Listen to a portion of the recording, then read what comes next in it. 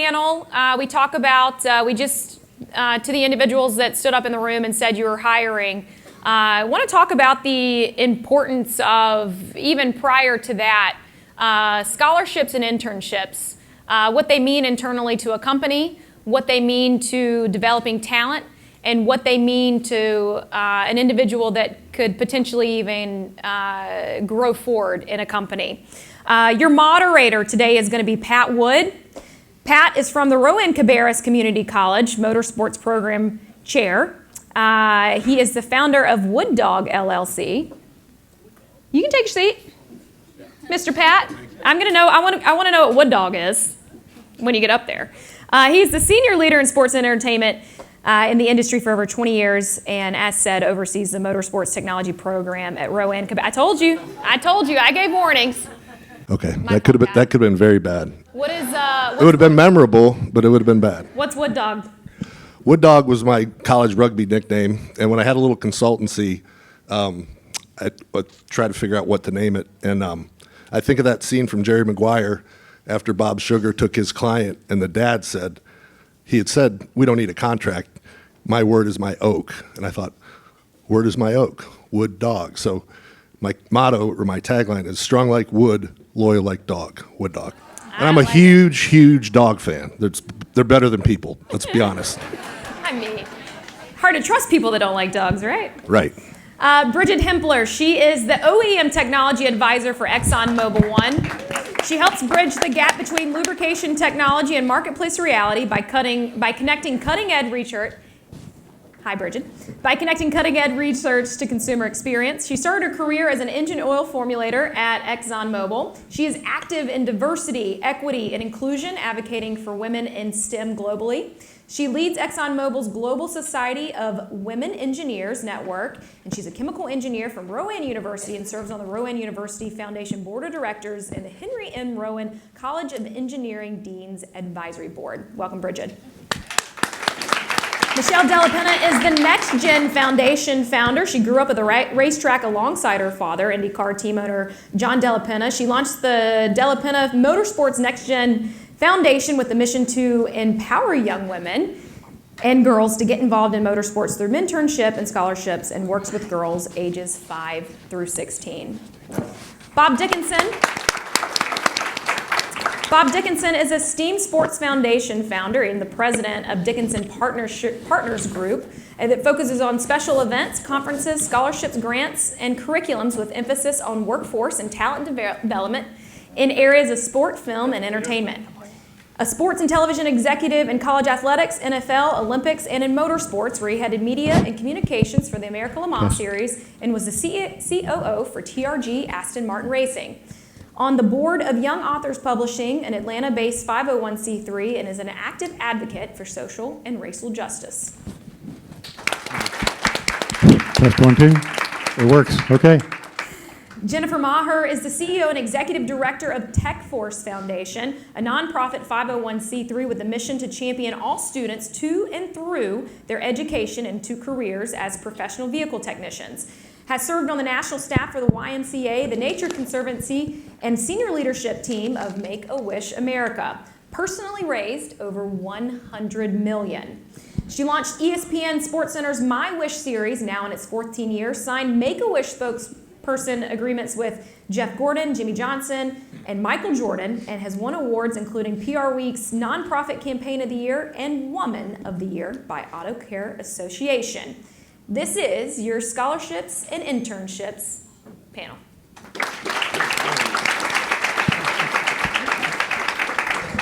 Thank you very much. First, before I get into our panel, I just want to say a couple things. First, I want to thank Cindy.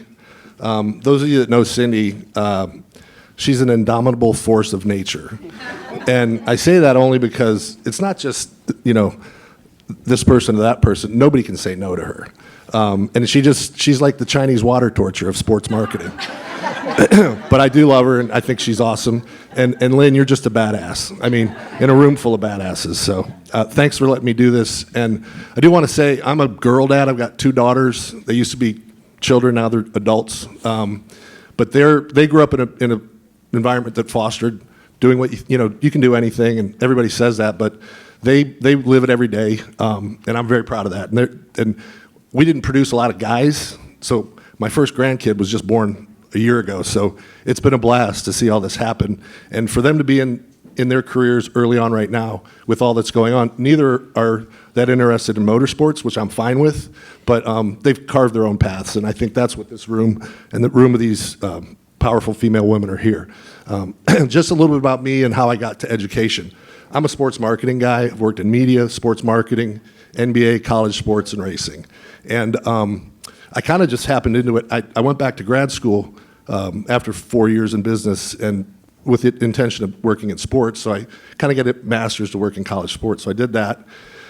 And then there just was no opportunities directly for the university. So I worked in media and worked for Jim Host and had all these different opportunities. And then I got into education after my master's. Just my first class, I taught bowling or billiards and sports marketing at Kent State as an adjunct. So I really liked it, and that's what I continued to do. Then I got to motorsports in '97 to work for Humpy Wheeler and Jim Duncan and Bruton Smith in this building. It was the 7th floor. And during that time, I had started to teach around here, and I helped with Johnson Wales get their program started when they moved from Charleston to here. And then Belmont Abbey didn't have a motorsports program, and Rowan and Cabarrus did, and Humpy thought, man, that's a good idea. They've got the kind of hands-on-the-car thing covered, but there's not really anyone doing something that's PR, marketing, sponsorship, softer skills, which I would argue those aren't soft skills. So we got the idea to start that program at Belmont Abbey in the mid-2000s. And we got it off the ground, and the guys in this room, people in this room were very helpful in it. Bob and I used to ride up and down the elevator when his office was here in this building. And it really took off, and we had some powerhouse classes, powerhouse groups of people that came in from all over the country. A lot of them are in the room today. There's numerous. Could anyone that's an alumni, in fact, Quinn, who's running the program now, was one of my students. He'll tell you what a bad teacher I was. But either Rowan Cabarrus graduates or Belmont Abbey graduates, could you stand up? Be recognized? And there's a lot of students here that are from Rowan Cabarrus and Belmont that are helping out with the conference today. So that's how I got into it. I'm happy to play a role here. But what I really want to do is just open up the panel and let our speakers tell their story, because they're all very different. A lot of it's 501(c), but we need to learn how we fill this pipeline with talented people from all sorts of genders and races and colors and everything in the rainbow, because the opportunities need to be for everybody. And as a girl dad and someone who's seen, like, just from last year to this year what this conference has become, I'm super excited to be here. So first I want to introduce Brighid. And she has a very interesting background in how she got into technology and how she got into her role at ExxonMobil. Started with some blue lip gloss that she created. So I'll let her tell her story. Thanks. Yeah, blue lip gloss changes lives, everybody. So let's rewind, go back to 6th grade Brighid. I really loved sparkly blue eyeshadow, if you can need a visual. And my parents studied PR and political science, but they knew that I might have an interest in something else, and they wanted to make sure I had exposure to those other things. So growing up in a college town, they sent me to the local college. They said, hey, go take swim lessons, go do theater, and then summer of 6th grade, go do Women in Engineering summer camp. And I liked taking apart that toaster. And I liked cleaning up that pond water, but I loved that lip gloss. and it was blue, and it was sparkly, and it was everything I was in 6th grade. And the counselor who led that activity, she was a freshman chemical engineering student. Her name was Crystal. And she told us that if you're a chemical engineer, you make products that change people's lives. And I was like, that's it. I like science, I like math. I don't like blood. I don't want to be in medicine. I'm going to be a chemical engineer. Go through school, study science, study math, fast forward a little bit, and I ended up going to that college on scholarship for chemical engineering. I study in my sophomore year, ExxonMobil comes recruiting. Another grad from my program, and she, which was awesome to see a female recruiter, was looking for an intern. And she picked me because she saw something in me that reminded her of herself and thought, she's gonna be a great fit, she's gonna be creative, this will be fun. Fast forward, 2 years into my career, I got my second job at ExxonMobil, my second role, and that freshman chemical engineering student, Crystal, who's here, she's a panelist later today, she became my boss. And she's a mentor, and that's the power of the pipeline. That's how this works. So I encourage all of you Don't just go out there and be your authentic, awesome selves. Go out there and do it visibly, do it proudly, and take time out of your day to do it for that next generation. And do it when they're young. Do it when they're in 6th grade, because you're going to change the entire future of their life. Thank you. Great story. Michelle was born into racing, and I'll let her tell her story and how she came to create the Next Gen Foundation. So I grew up in IndyCar. My father was a race car driver and a team owner, so I grew up around the track. I spent a lot of time at the 500. And actually, Lynn was racing. She was a contemporary of my father, so I grew up idolizing Lynn St. James, so this whole thing is so surreal right now for me. But I fast forward, I have 3 sons, and they go-kart. And I was at the track with my middle son, who was go-karting about a year and a half ago, and there were, out of a grid of 20 kids, 29-year-olds, there were 2 girls. And I got to thinking, why aren't there more females in karting? Which opened up the Pandora's box of why aren't there more women in racing in general?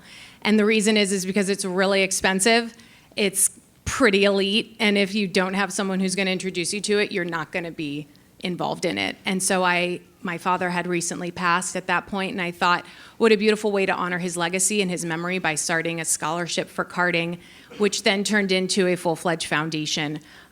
We serve young women between the ages of 5 and 16, and we expose them to a variety of motorsports initiatives.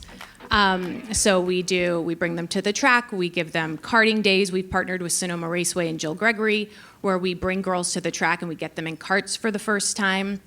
We are partnering with several of the amazing women in here to do fellowships this coming summer, where a young girl gets to shadow a female in the industry for a week. And then we are going to be in 24 rolling out a karting scholarship program where we will actually get a young girl on the track for a season, which is really exciting.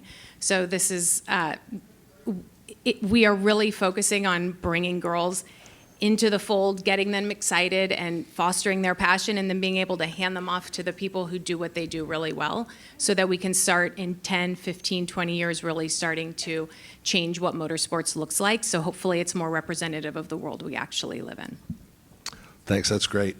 Bob, I've known Bob longer than anyone else on this panel. Like I said, he was a tenant here when I first worked at the Speedway. We won't say how long ago that was, but the pit guys were wearing baseball caps, if that tells you anything, jumping over the wall. So he's done an amazing career in sports and entertainment, but his passion is the Women of Color scholarships. I'll let him talk a little bit more about it. Thank you. First, I want to say thank you to Cindy and Lynn for inviting me to be part of this. I've known Cindy probably longer than I've known you, Pat.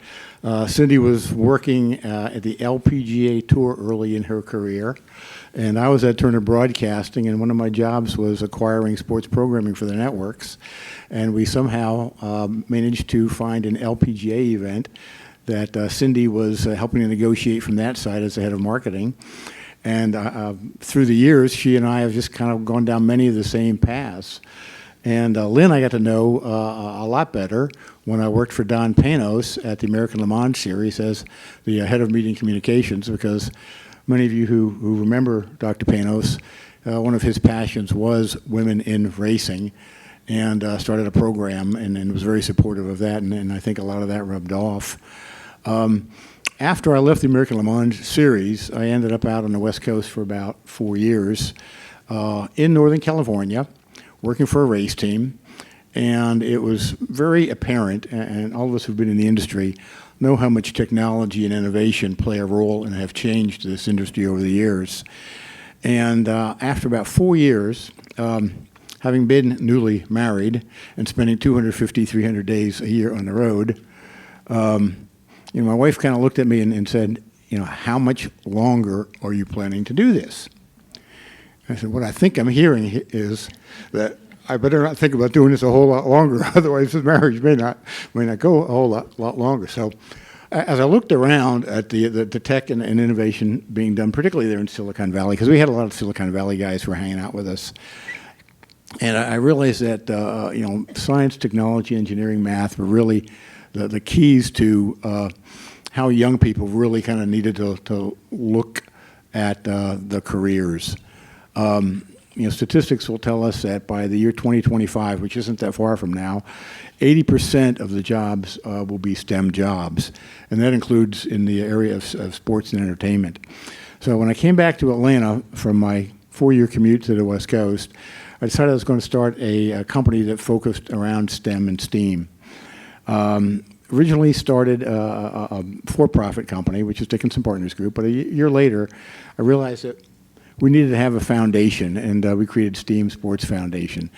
And we didn't target the proverbial K through 9th graders that everybody, all the educators said, if you haven't caught kids by the time they're 9th grade, you're going to lose them. They're don't bother wasting your time. And I said, I called a timeout, and I said, what do kids that age gravitate to when they become teenagers? It's sports, it's music, it's entertainment. So if we can convince them that if they want to have a serious career in any of those, they really need to pay more attention to STEM and STEAM, that's the path we're going to go down. So we started to create STEAM Sports Summits, did a really fantastic one out at San Jose State University, had Silicon Valley companies involved, big, small companies, all the professional sports teams sent their innovation and tech people, and we realized that there was an opportunity to continue to do summits, and particularly focusing targeted towards college kids. And we ended up doing also a 3-year STEAM Connections tour with Honda on the IndyCar circuit, where when they went into IndyCar race markets, we would go to leading automotive and engineering universities in those markets and work with the Formula SAE kids in the engineering schools, bring 200-300 kids in from the local high school. Honda would send in a driver, race rig, car, and we talk about the steam behind motorsports, and that was a great program. And as that wound down, we realized that events were going to have to be an essential part to what we did, and we're going down that path, and the primary purpose for doing a lot of those events was to raise money for some scholarships that we wanted to provide to those in the industry who were kind of overlooked. The demographics that not everybody thinks of. Women, minorities, those coming from tough economic and challenged backgrounds. We wanted to find a way to really kind of help those people get into to motorsports in the automotive business. And then the pandemic hit, and we realized that we weren't going to be able to do events much any longer. And my board looked at me and they said, "Well, what are we going to do now?" And I said, "We're going to continue to find a way to fund a scholarship. So even if we have to self-fund our first year, we're going to do a scholarship." And they said, "Okay, we're ready." And I said, "But I want us to take a really unique and different look. I want us to look at what's happening in the not only industry, but in the landscape of racial unrest. And I think we're being called on to be a lot more intentional about what we're going to do with this scholarship. Not only are we going to have this scholarship focused on women, but we want to focus it on women of color." And they looked at me and said, "You're not going to get any applicants." And I said, "Yeah, we are." And the first year we had 20 applicants. And the really cool part was that when we gleaned down our 4 finalists, the 4 finalists were an Afro-American, an Asian, a Latin, Latino, and a Native American. And I said to my committee, I said, because I wasn't on the selection committee, I said, "How in the world did we get so lucky to find such a great cross-section?" And the first scholarship we gave was to a young lady out of Jamaica who was attending Kettering University. And I was very intentional about our scholarships coming with an internship. So I called Brandon Thompson at NASCAR and I said, "Brandon, we've got these scholarships we're giving, and I need to find an internship somewhere." He goes, "Okay, I love what you're doing. I'll help you find that." And the other person I went to was Steve Laletta, who's the president of 2311 Racing. And Steve and I go way back. Truth be known, I gave Steve his first job many years ago right out of Notre Dame. And with he kind of explained to me what he and Bubba were doing with their foundation. He said, "There's a lot of commonalities. We think we can help." So long story short, Brandon found an internship for our first recipient, Kimberly Betty, with GM's new resource center here in Charlotte, where she spent this past summer. And Steve came up with some money to fund our next round of scholarships.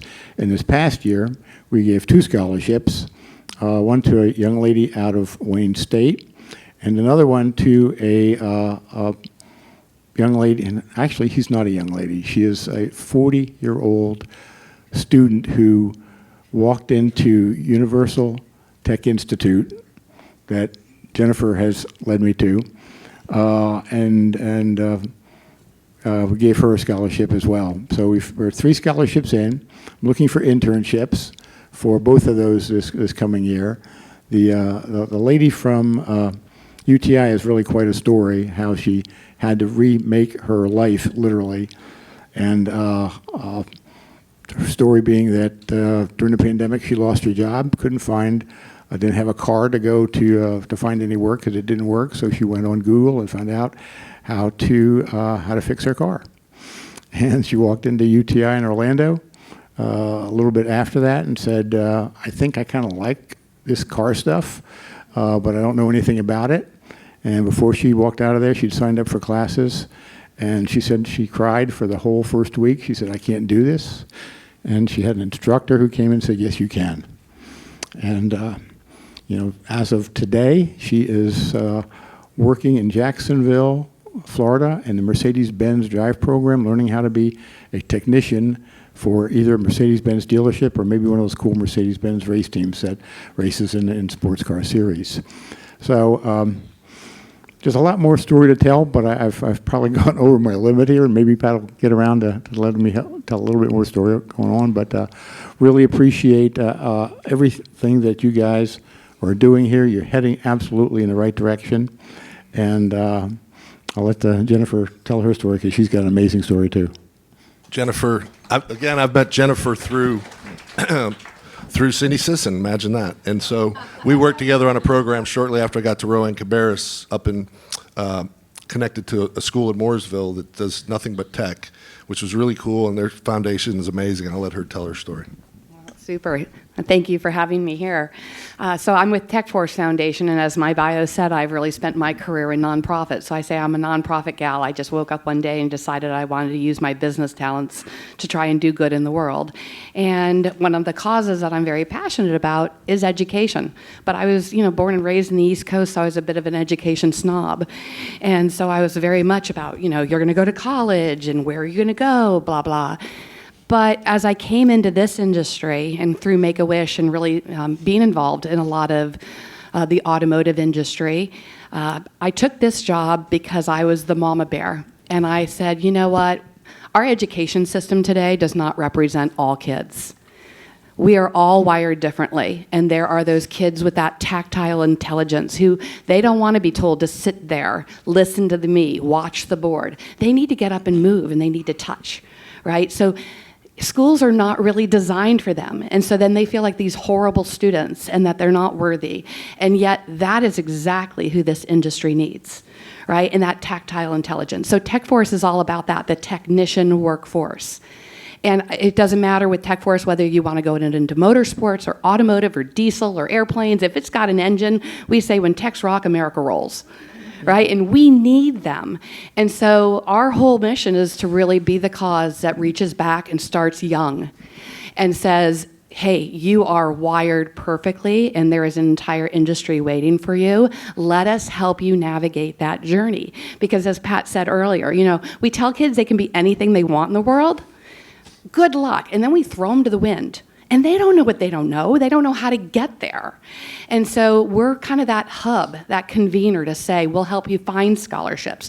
We do over 1,200 scholarships a year. We offer scholarships every single month. We offer Life Happens emergency grants every single week, 52 weeks a year. Because again, for us, it's like you can't just do it once a year. They need you constantly. So it's about being there, connecting them to internships, apprenticeships, connecting them to employers, taking them out to student events so they can meet you and they can actually see the roar of the engine. Because a lot of these students, they would never have these opportunities if it weren't for nonprofits helping to connect them. So that's really always been our mission. And when I look at the technician workforce, less than 3% of all technicians are women. So if we have this workforce shortage, I always say you want to solve this tech shortage, welcome women. And so we do a lot around our Women Techs Rock series of rolling videos and testimonials and finding from partners like you all, who are women who are working in the pit crews, who are women working in the bays. And then we run those videos so that women can see themselves in it. And as it was said earlier, if you can't see it, you can't be it. So I think it's really important to make those connections, but we don't segregate it. It's not like here's the women-only outing event. It's about making sure it's inclusive, but being purposeful that when we take students to a NASCAR race or an Indy race, that we are being mindful that that is an inclusive and diverse group. Thank you very much, Jennifer. Next question I'm going to ask is for everybody, so I'll tell it, then I'll ask the question and let you think about it while I tell a quick story about scholarship. The thing I want to find out from each of you is there's an old sales term, you got to hunt where the bunnies are at. So where do you find the people to apply? How do you go about it? Do you go social? Do you go job fair? Do you do career fairs and all that stuff? While you're thinking of that, and then we'll just go down the line. When I came to Rowan Cabarrus 4 years ago from Belmont, there was one of the first things that happened. They gave us a lot of resources, but the best resource they gave me was a position to fill, which I found with Jacqueline Rumley, who's over at our table over there. And this is a girl who came from Canada in the mid-2000s to do this little associate degree motorsport program at this little school in Rowan County and Rowan and Cabarrus counties, and then went on to get her 4-year degree, went on to get her master's, all while working off a student visa. So she's paid the freight, but she also was smart and talented enough. I'm on the board for the North Carolina Motorsports Association. We have an annual dinner. I'd encourage you all to go. It's a great event. We've had the who's who of motorsports at it. But what we do is we raise money from the association, and then we give it out through the foundation. So I'm both boards. And we have a great man who was in the sport. He just passed away recently. But Sam Bell-Navis, a lot of you guys know. And he was the man. And he was really, he was a pioneer because there wasn't a lot of, people of color in the sport of NASCAR back in the 70s and 80s. And he was really the guy who got Miller Beer involved and just a wonderful guy. So we have the Sam Bell-Navis Award. That's our biggest scholarship. That's $5,000. And then there's like 4 little ones that are like $1,500. Well, Jacqueline won the $5,000 one as her first year working with us at the college so she could take some of that burden off of her ECU master's degree. And I just want to say, so that's still out there. So every year there's those scholarships that we do. In addition to that, once we got in place, Daniel Hemrick, who had just signed with Richard Childress Racing to be a cup driver, this was a couple years ago, 2019, the first thing he did, he wanted to give back. So we created the Daniel Hemrick Be the Change Scholarship. And he funded it. Community college isn't super expensive. That's one of the great things about it. But we've got great community colleges in this state. And so while I was sitting over there getting ready for this, I got another email from his manager saying, hey, Daniel wants to do another scholarship, but we got to get the applicants in the next week. So obviously, maybe Daniel's doing some tax planning that we are benefiting from. But I forwarded to Tina, so if anybody in here is looking for scholarships or other things, that's one way to get in the pipeline right now that I just want to let you guys know. And there's other scholarships that we've got. We've got the Richmond Gage Scholarship. We've got, obviously, TechForce is a great partner because they can amplify any scholarship that we have because of the funds that they've got. So I just want to mention that as a real-life example of what's out there. And a lot of times, and that's why I asked the question about where you find them, we'll get maybe 30, 40 applications for a scholarship. Well, that's not a lot of competition. If you can really stand out and you're passionate and have purpose like we've all talked about for the last 2 days, then you go for it. So thinking about that, I just want to ask, go down the line, where do you find the people for what you're doing and how do you get that? What's the most effective way to canvas to find these people? Yeah, so for many people right now, it's pumpkin spice season or maybe spooky season. For me, it's recruiting season. I love the fall, and I've been doing recruiting since I've started at ExxonMobil. It's just a ton of fun, and I feel like it's a way for me to pay back because I got recruited through that internship pipeline. So we absolutely love paid internships with meaningful technical work. And we want to go out and find those students and give them those internships. You get a mentor, you get multiple mentors, let's be honest, technical and professional. You're going to come in, you're going to do a technical project, and at the end, you'll get the chance to present to leadership, practice your communication skills, and really pitch all the things you can be so proud of, all of your accomplishments. Use that word I that we were talking about earlier. To find those internships, we need to go out. And so, of course, we're on social media and lots of different ways to publicize, but we go to campus and we go to professional society conferences. And so we go out to the schools where people are studying science, technology, engineering, and math. And then really close to my heart, we go to some of the diversity conferences. So we go out to the Society of Hispanic Professional Engineers. We go to the National Society of Black Engineers. And where I go recruit is at the Society of Women Engineers. And in the conference in November for SWE, we'll have 20,000 women studying engineering in one place, and they all want opportunities. So I would really encourage you, go to the campuses, but also if you want to get a diverse group of people from schools all over the country and internationally, go leverage those professional conferences, and those organizations also have outreach. So if you're a small organization and you're not ready to start your own grassroots outreach program to teach kids about motorsports, go lock in with one of these bigger organizations and volunteer through them, and you can find a lot of really great, easily available resources. And Brighid is modest because I just found out before I got up here that her and her father both endowed scholarships at her alma mater, Rowan University. So very good. Michelle? Yeah, I mean, so, you know, the girls that we aim are younger, right? So we go out into the community. We go to the Boys and Girls Club. We go to local schools. We work with STEM initiatives, STEM programs, after-school programs. We have a very small but mighty team of community outreach liaisons who go out and really get into the community. We're also on social media, so people reach out to us all the time and say, hey, my daughter's really interested in car development or design, or my daughter go-karts. How do we get involved? And so we reach out and like I said, we won't be rolling out our scholarship till 24, and so we're in the process of kind of aggregating all of these amazing people and amazing contacts and reaching out to the community at large to be able to put together a pool of applicants that we will be drawing from eventually. So, but for us, it's all about community outreach. It's about going into the community, letting them know that this opportunity even exists, and then pulling them into the different initiatives to get them interested and get the passion and cultivating the talent. Bob? Anybody who's in the foundation business realizes that the two things you need most are funding and awareness.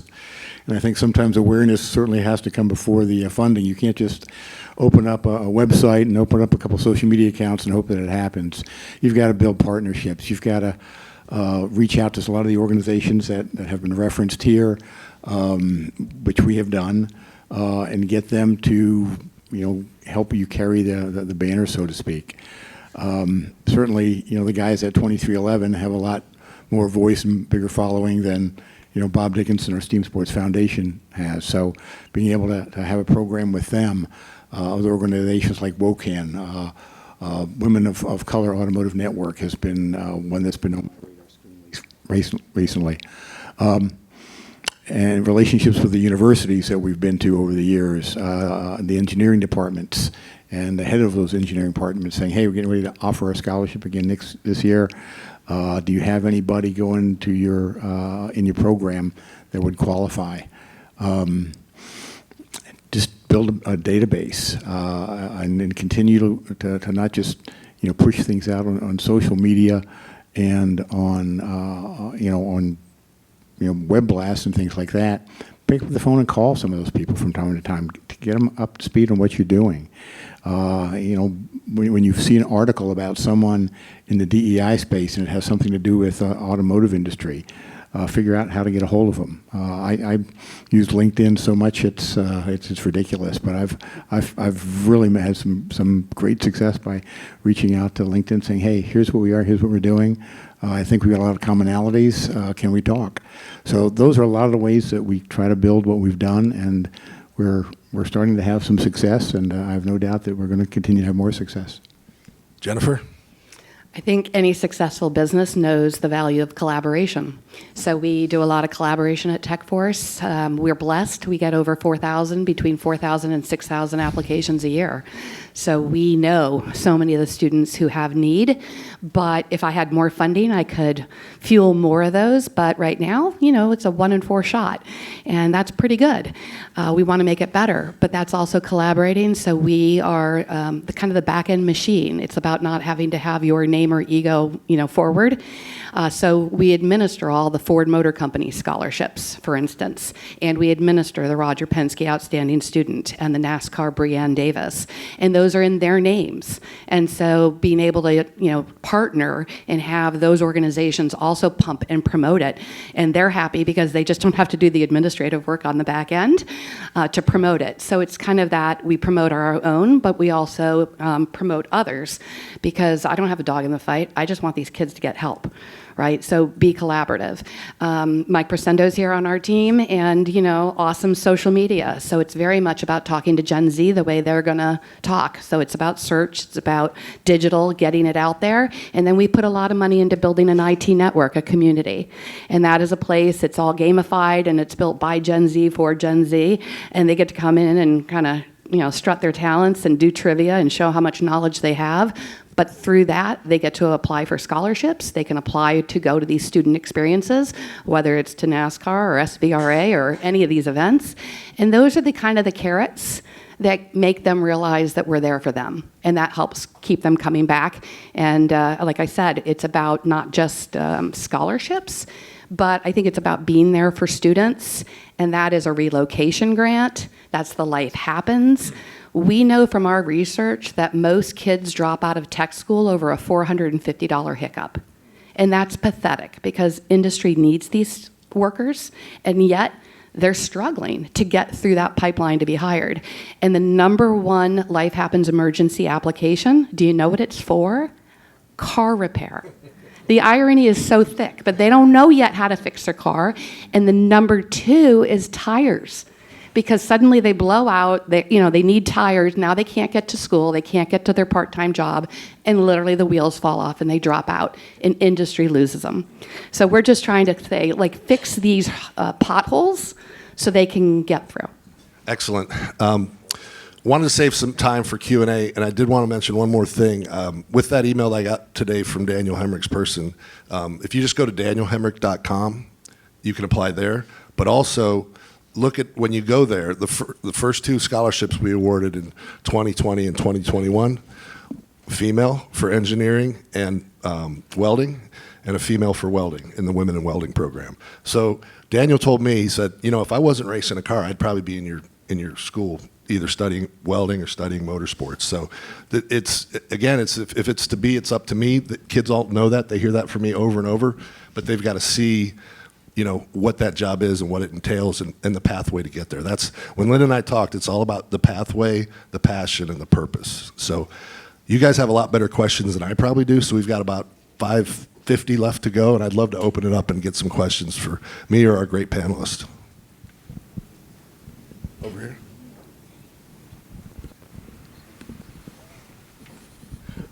Hey, my name is Crystal Lawrence. I'm the VP and co-owner of KTL Restorations. So we do Concours builds and custom builds. I started on this side of the world at Barber Motorsports Park, so I've been in automotive for a long time. I have a question for you guys, because I started something 2 years ago, and I would love your advice. My daughter was 15 at the time. She went to her counselor, and this was during the pandemic, which we all know is lovely for any mom, when we all became homeschool parents. And she was forming her council, and they looked at her, and my husband and I are very successful in what we do. And she said, well, are you going to do what mom and dad do? Because if you are, you might not make anything out of yourself. So mom got a little pissed. That's the only word I know to say.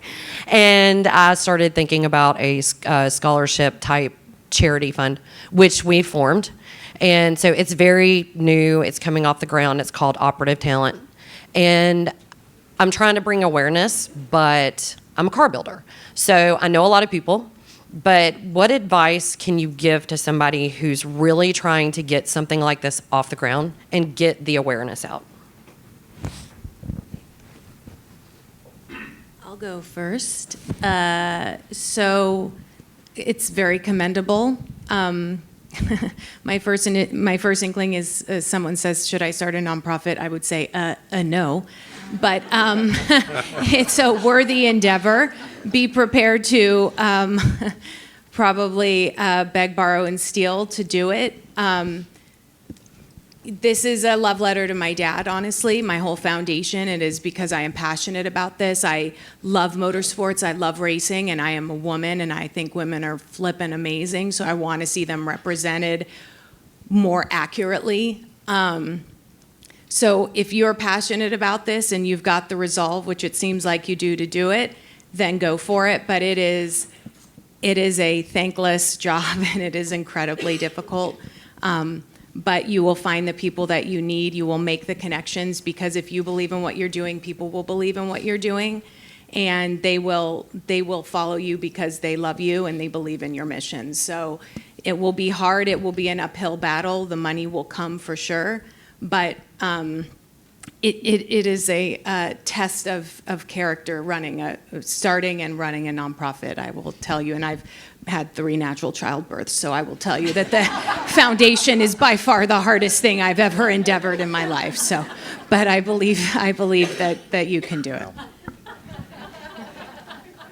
I would say the other thing too is we know Cindy's the super connector, but when you connect to her, it's like the spokes on a wheel. And there's a book by Bob Odin called The Power of Who, and it's just a different way of looking at networking. And basically, you already know everybody you need to know to be successful. Guys over here at Belmont and Rowan will tell you, no matter what class it is, you're reading that book, and it's just something. It's something that stuck with me, but it can definitely help you with what you're doing there. No worries, I've been tapping Cindy. Any other input?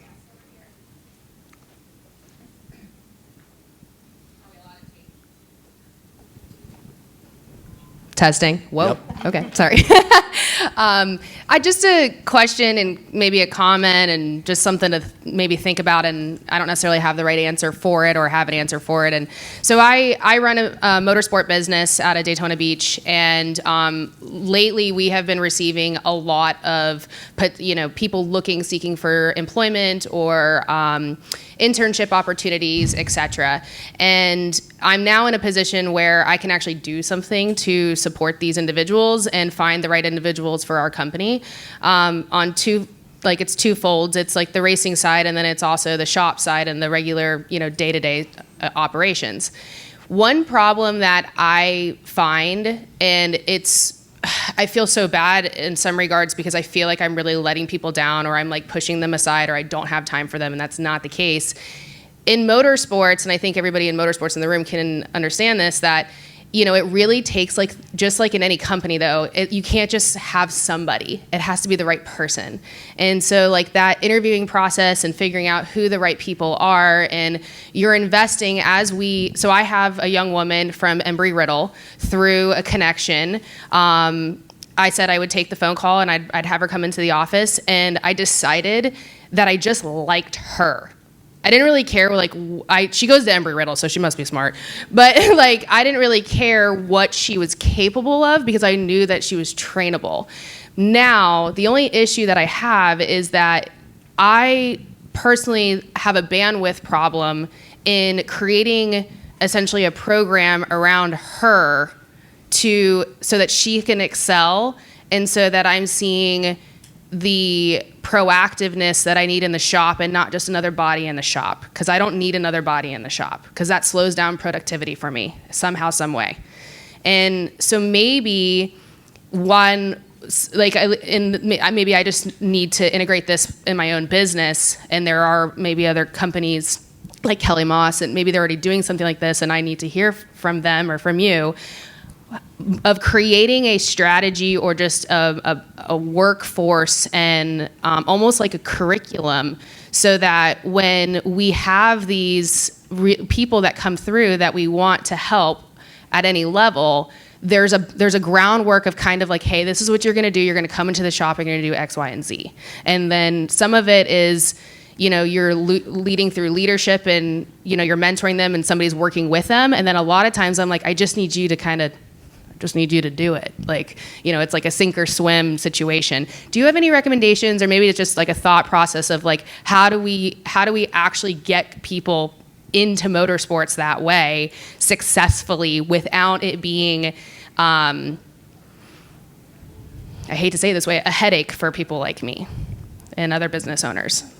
We want to take that? We got to wrap too because we're over time right now. But I'll give it a shot. and we'll let Bob finish because he also had one thing he wanted to add. First thing, don't feel like the Lone Ranger. Don't feel like you're the only person who's ever come across this issue. I think it's good if you need or want an internship to write down what all you need and want that person to do ahead of time so that when they come in, you can tell them a little bit what they're going to be doing. Talk to other people who've had internships, similar business, similar type of things that you're talking about doing.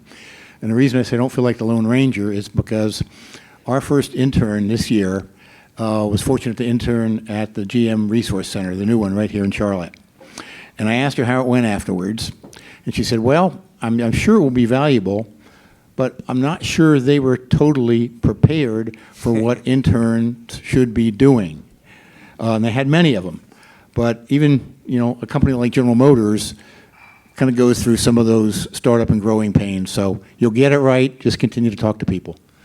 And we are out of time, but Bob, can you say something quick? He had a pink moment. Real quick. We've been talking all last day or two about how we make things better, how we change the vernacular, how we support each other, how we grow this. And I'm going to go off topic here a little bit. In a former life, I was fortunate to sit on Olivia Newton-John's Pink and Blue for Two campaign. And that campaign was really about partners sharing with partners to tell them it's time to get your checkup for breast cancer or colon cancer. And this is Breast Cancer Month, and none of us can make an impact on what we're talking about doing if we're not here any longer. So anybody, and during the pandemic, there were a lot of us who didn't choose to go to our doctors, but I encourage everybody to get a checkup because it's important. Thanks, panelists. That's a wrap, and hopefully you got something out of that. And everybody's available after this if you want to find more about the pathways or scholarships or internships and all that. And we're over here on this side of the room. Thanks, everybody. I think being out of time just means there was great conversation. Pat dog, wood dog.